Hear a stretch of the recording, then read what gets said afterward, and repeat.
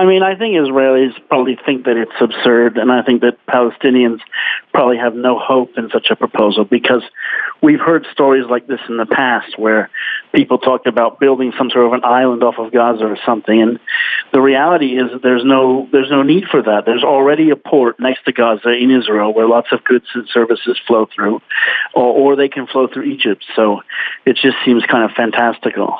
And there's been some speculation that Hamas might shoot down this initiative, potentially further undermining its standing in the Gaza Strip, including amongst the Palestinian people there. What do you make of this?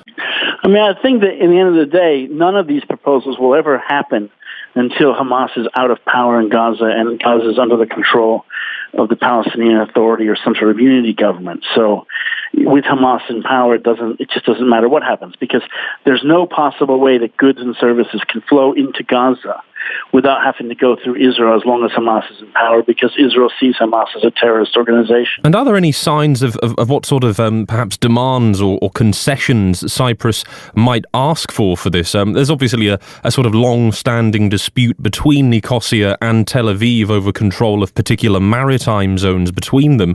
Do you see Cyprus asking Israel to perhaps come to some kind of agreement on these in exchange? It seems to me that the Cyprus-Israel connection with this discussions about Gaza are part of the growing and warming relationship between Israel and Greece and Cyprus, which I think has been taking place in the last years. For instance, there were some joint military exercises and things that have happened. So I think the whole idea of this port came about because Israel's trying to link Cyprus more a little bit with the region.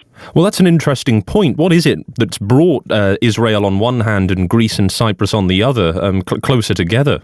I think the comments by the Turkish president in the last years or so, which have been, relatively harsh against Israel and especially supporting the Palestinians on the Jerusalem issue, recalling the ambassador.